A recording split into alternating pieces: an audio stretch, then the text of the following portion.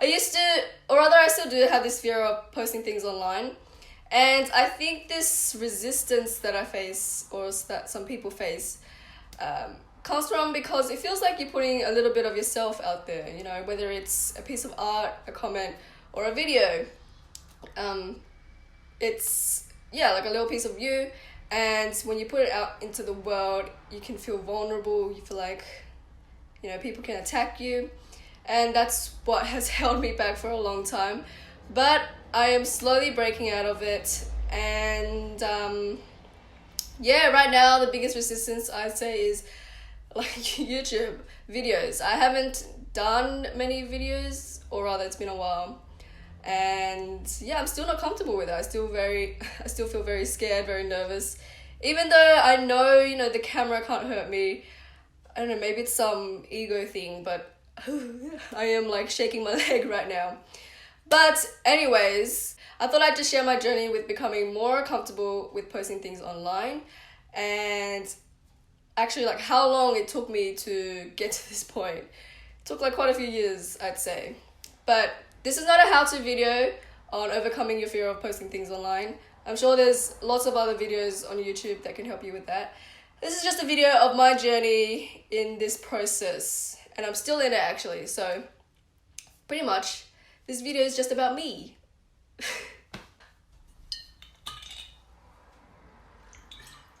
Okay, so here's a timeline of, I'd say, key points in me moving forward in becoming more comfortable online.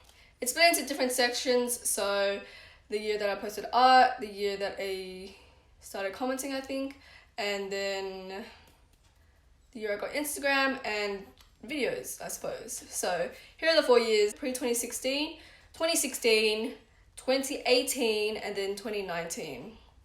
But first, I wanted to give some context because I think it's important in shaping the way that I thought for a long time.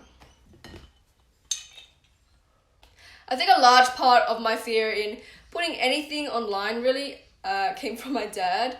So he imprinted this mentality of don't talk to strangers online, don't put your name online, don't put any information online, don't talk to strangers online, don't put any credit card details online, don't talk to strangers online, don't talk to strangers online, don't talk to strangers online. And you know, as a child, to me, his word was like law. So I abode by this. I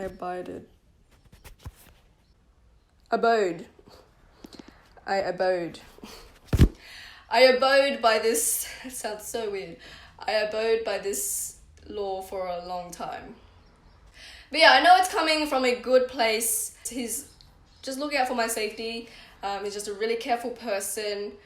I mean, he still uses coins to this day because he believes cards are more prone to hacking. But, you know, he's not wrong.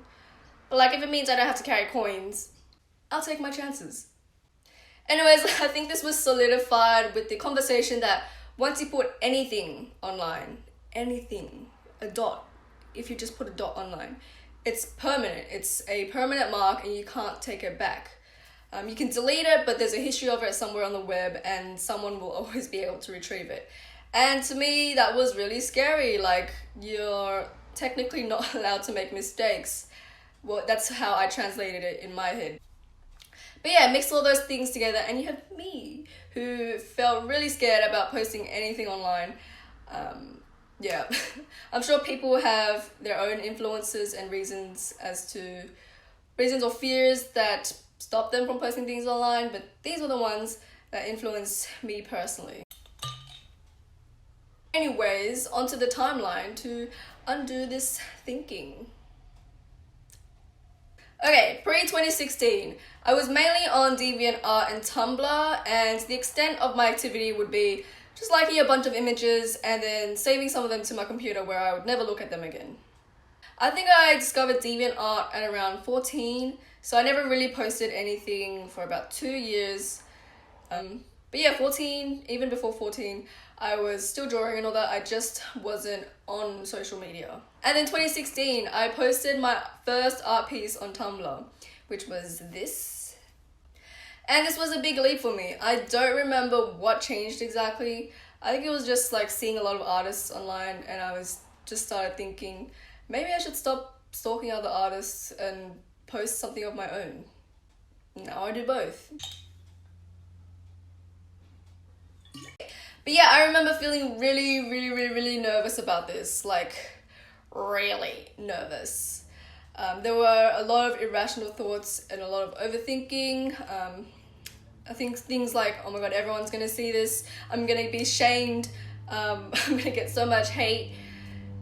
And yeah, despite that, I pushed past it and I pressed the post button anyways. And then I went straight to sleep. I was that nervous that like I didn't want to see what would happen till the next day. I was like, you know what, I'm just gonna let tomorrow me deal with that. And then what happened the next day was nothing. Nothing happened. No one gave me any hate, there was no mean comments, and pretty much no one saw it. And that was actually a really big relief for me. That's when I thought, okay, it's not that big of a deal. It's alright. Chill out a bit. So that's when I started getting comfortable with posting things online, and I think that's the first step. Well, this is how I do it really. Becoming comfortable with posting in itself. So I wasn't looking for people to come to my page, or I wasn't hoping for an audience at this stage. So at my first stage, I wanted to first get comfortable with posting things online and getting used to the process. And that helped me get into the framework of like documenting, posting without expecting anything. And that's how I see Tumblr. To me, it's like a blog, like an archive of things that I've drawn. And then afterwards, there's about like a 1 to 2 year gap where I just didn't draw anything. And that's because it was senior year at high school. And that sucked the soul out of me, I'll say. But yeah, I just didn't draw anything for that time. Then 2018, that was only last year, but it feels like a while ago. But 2018 was when I got Instagram. I am so late, I know. But I got Instagram finally, and yeah, it was the same deal. I saw a lot of artists on Instagram, and then I thought, maybe I should try it as well. So I did. I posted my first artwork in February of 2018. I was really scared to post online, and then no one saw it. And then I slowly got used to posting more often. But I was still in the framework of, oh yeah, I'll just post my stuff here. And that was it. I didn't really reach out and talk to people till 2019. This year, in fact. And I believe I wrote it down. It was June of 2019 was when I made my first comment on another piece of artwork. That's like a whole year from actually getting Instagram, a whole year and a half before I actually started being active online. And why do I remember this? Because I wrote it down. It felt like such a big deal to put a voice out there that I wrote down, okay, this is a big leap for me. Commenting is a big leap to me. And yeah, looking back, it's pretty like whack how much I was overthinking my one comment on another piece. I'm pretty sure it was like something simple like, hey, that looks nice. But I was just overthinking a lot. I don't know what I was thinking, why I felt like something bad was gonna happen. But I did it, and yeah, nothing bad happened. In fact, nothing really happened. No, I think they replied. But yeah, ever since then, it's been really easy now for me to comment on other people's artwork. Say, if you like an artwork, go ahead and comment. Nothing bad's gonna happen. And I'm sure the artist will like it. I've met some funny people online, and it feels good to support other artists. So comment to your heart's content. So you can see how I'm overcoming this mind shift from, being a passive user to now actively posting stuff.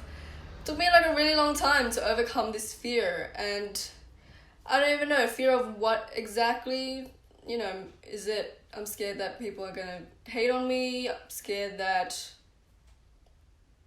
I think that's the big thing. Like, fear that somebody will not like you. I think I still haven't come to terms that I can't make everyone like me. And I'm still working on that. So I mean, I feel it like that resistance, especially for YouTube, because, or video, let's say video, because it's a lot more personal now. There's a face, and now there's a voice behind the username, and you know, it's like face to face. What was important to me was getting comfortable with posting online first, you know, not having the pressure of people watching you. That was a really big step for me. And then slowly, when you get more comfortable, when you're okay with people talking, you can put more of yourself online. You can put your likes, your dislikes, your opinions, your values, and all that stuff. I mean, I'm still definitely not there. There's still that big block for me where I feel like I should not put any information about myself online, but you know, it's a different time, and the world is more welcoming than you think it is what I think, even though I don't know.